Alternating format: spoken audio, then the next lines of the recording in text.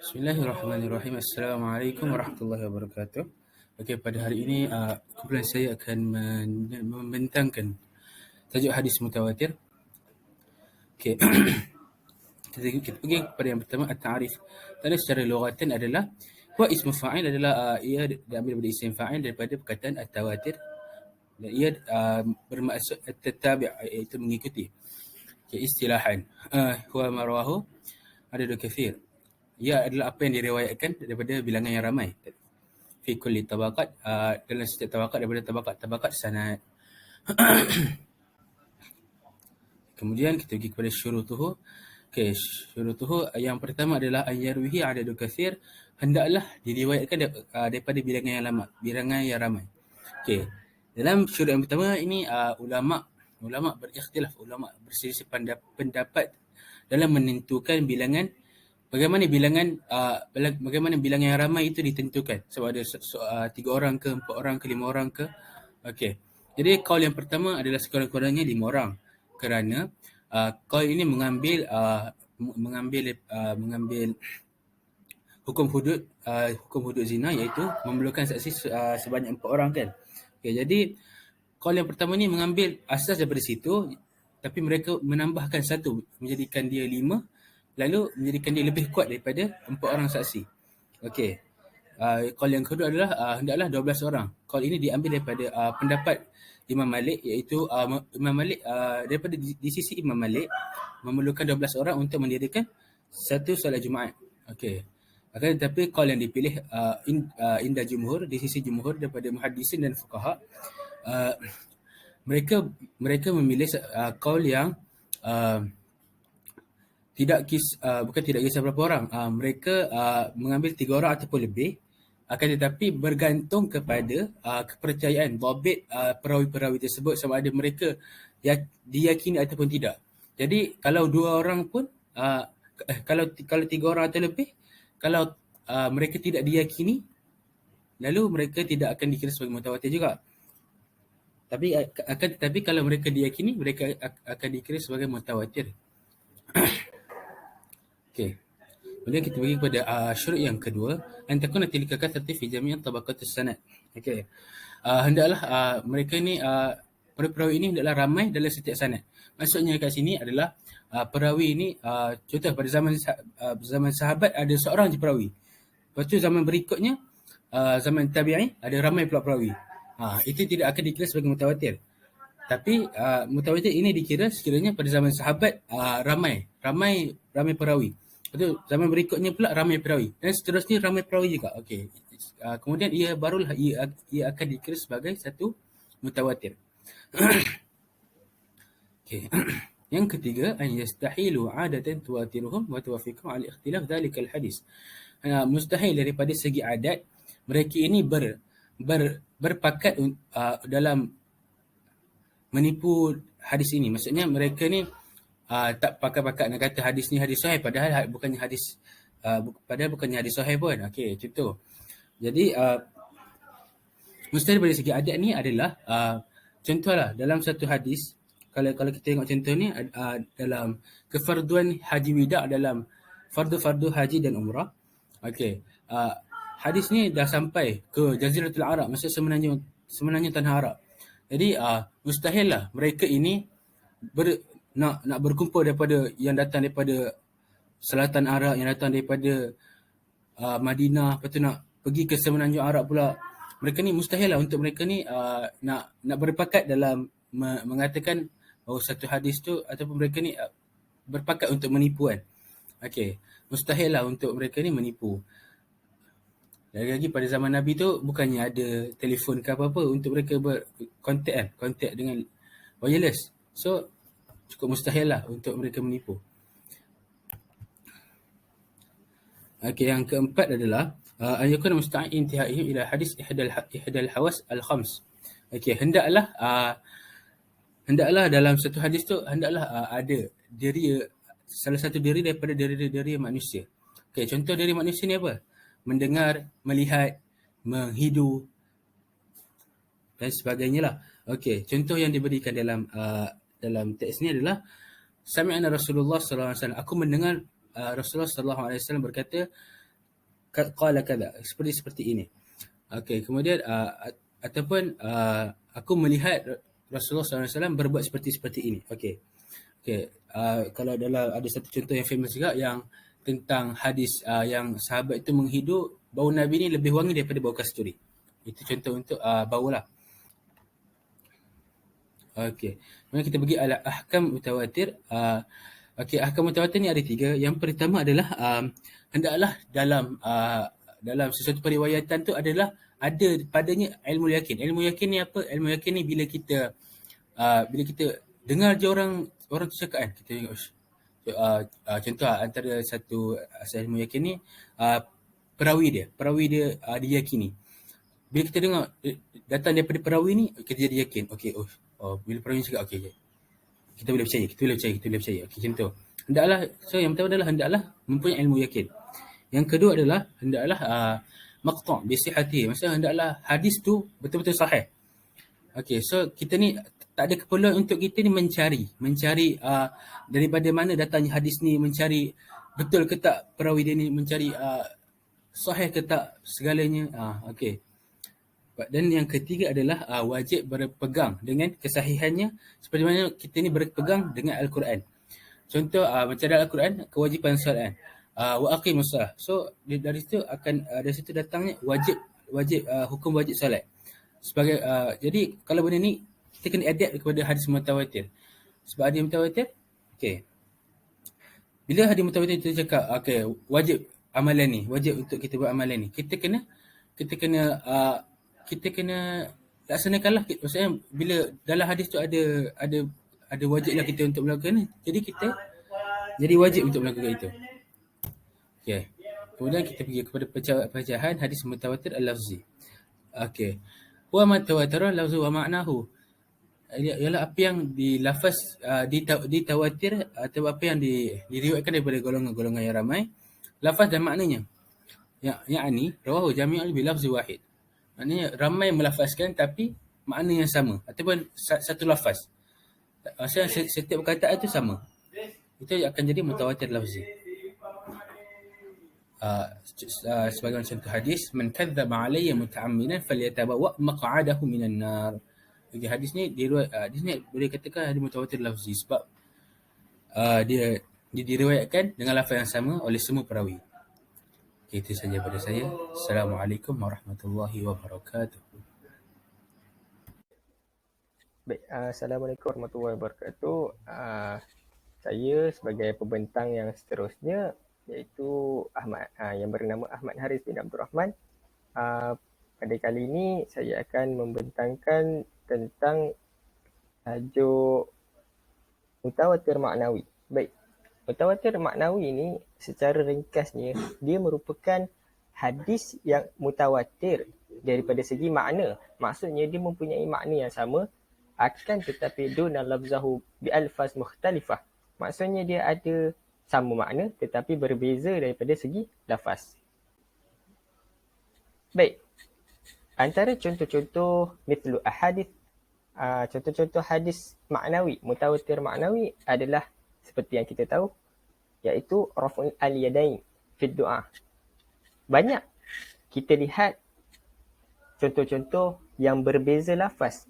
Contohnya raf'ul al-yadain lid-du'a mutlaqan ataupun wa fi salatil kusuf. Maksudnya Nabi Muhammad berdoa pada solat gerhana ataupun Nabi Muhammad berdoa selepas dia mengambil wuduk, baginda mengambil wuduk, wa ghairi dzalik dan sebagainya. Maksud dekat sini dia mempunyai lafaz yang berbeza-beza. Maksudnya hadis tu banyak dengan lafaz yang berbeza, akan tetapi ada makna yang sama, iaitu apabila Nabi Muhammad berdoa, maka baginda mengangkat tangannya. Seterusnya, saya memperkenalkan apa itu pula mutawatir amali. Mutawatir amali ini adalah lebih dikhususkan kepada perbuatan Nabi. Baik, perbuatan Nabi yang mana? Iaitu yang mana orang-orang ahli masyriq wal maghrib, orang ahli timur dan ahli barat, maksudnya seluruh dunia menyamai, maksudnya diorang memperakui daripada segala perbuatan Nabi itu sama, sampaikan tiada khilaf, la yakhtalifu, tiada khilaf antara mukmin dan ataupun tiada khilaf antara orang kafir bahawa baginda melakukan perkara tersebut. Contohnya, baginda melakukan zakat, haji, siam syahrul Ramadan, was-salawatul khams, iaitu solat 5 waktu. Itu adalah mutawatir amali. Maka dengan itu, al-wujud al-hadis mutawatir, keberadaan ataupun kewujudan hadis mutawatir ini, sehinggakan ulama' apabila membahaskan, mereka terus meletakkan yujadu adada la ba'sa bihi minal ahadits mutawatirah, iaitu apabila dimaksudkannya adalah yujadu, didapati, adada, bilangan. Didapati bilangan ini tidak perlulah kita risau akan keberadaan hadis mutawatir. Kerana apa? Kerana dia mempunyai perawi yang ramai. Contohnya daripada mutawatir lafzi, man kadzaba alayya muta'ammidan falyatabawwa maq'adahu minan nar. Ataupun mutawatir maknawi yang mempunyai lafaz yang banyak tetapi ataupun lafaz yang berbeza-beza tetapi makna yang sama. Contohnya hadis telaga, berkaitan hadis Hud, telaga di akhirat kelak, ataupun hadis kita melihat Tuhan di akhirat dan sebagainya.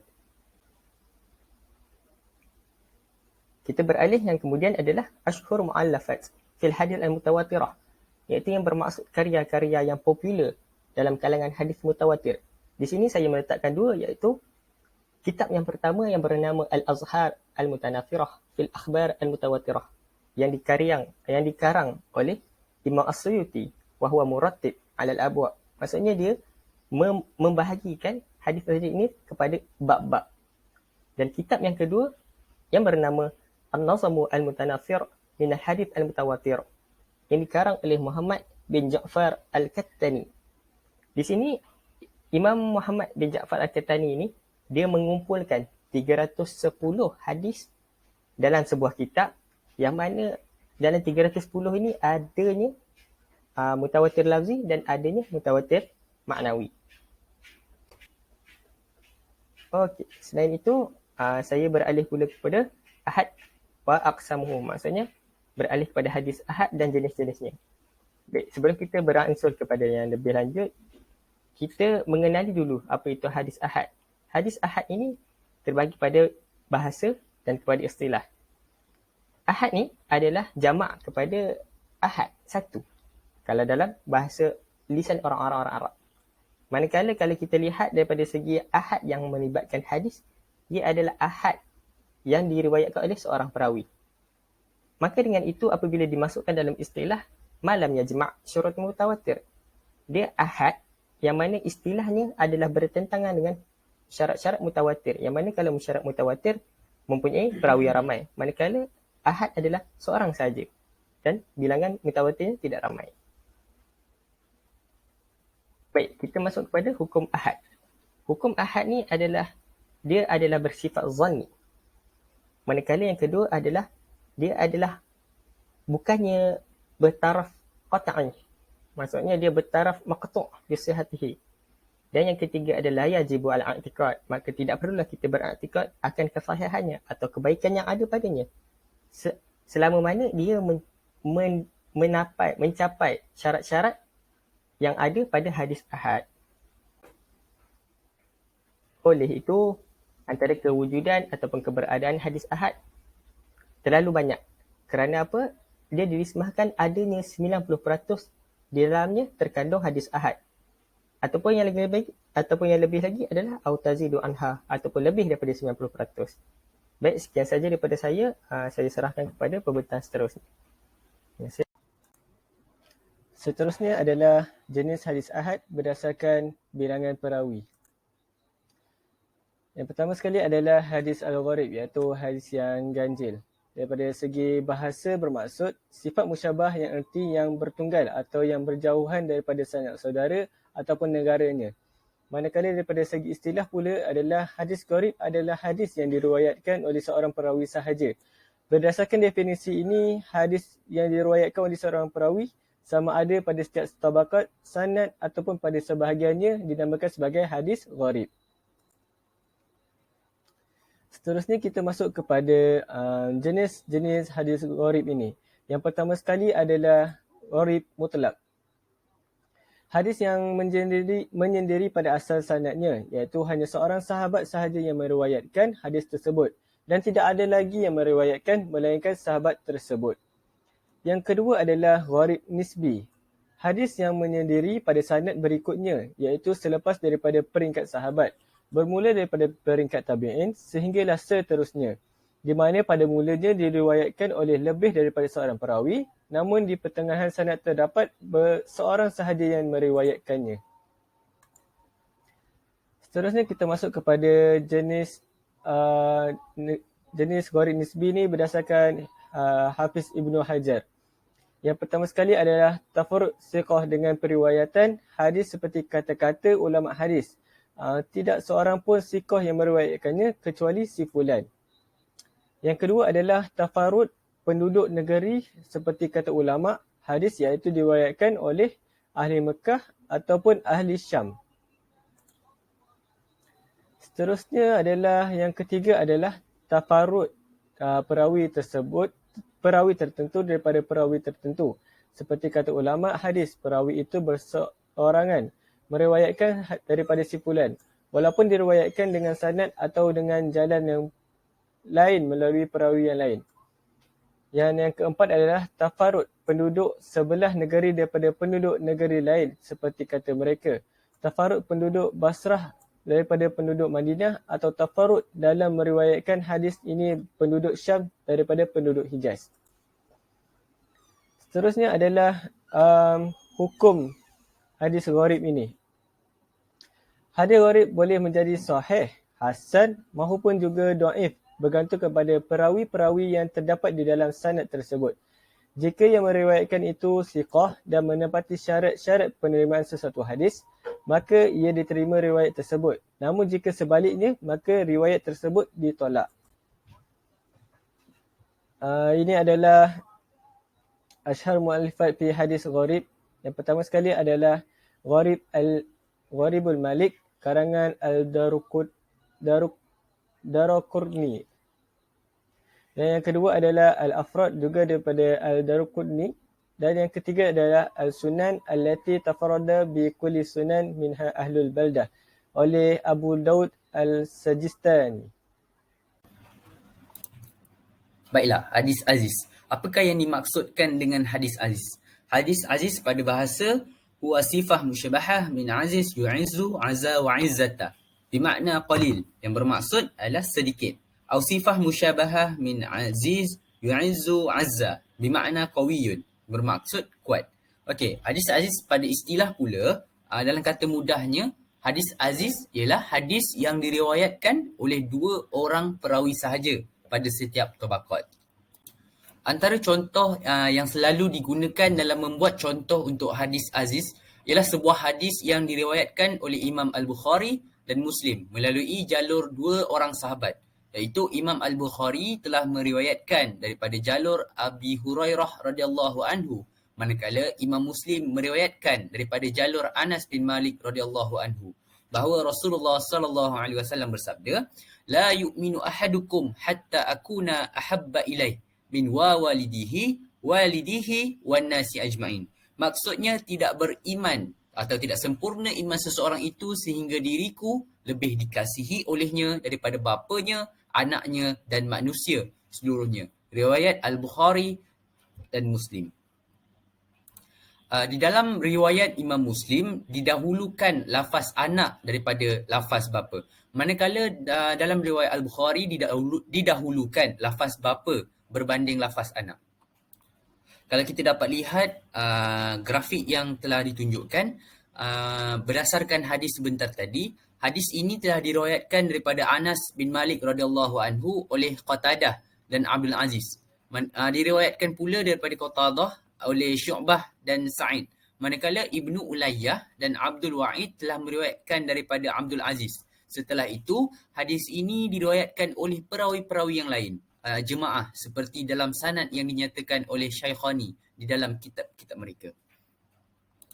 Hukum hadis aziz ini, hadis aziz boleh menjadi sahih, hasan dan juga dhaif berdasarkan perawi yang terdapat di dalam sanad tersebut.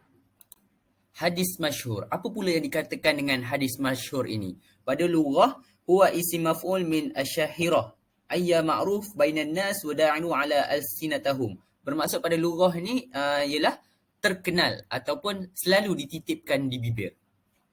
Manakala dalam segi istilah pula, hadis masyhur adalah hadis yang diriwayatkan oleh 3 orang perawi atau lebih daripada itu. Ini adalah pendapat kebanyakan ahli hadis. Hadis yang diriwayatkan oleh 3 orang perawi atau lebih dalam setiap tabaqat sanad, tetapi masih belum memenuhi syarat-syarat hadis mutawatir. Kadang-kadang istilah ini diucapkan pada hadis yang terkenal hingga menjadi buah bibir masyarakat, meskipun ia merupakan hadis maudhu', iaitu hadis palsu.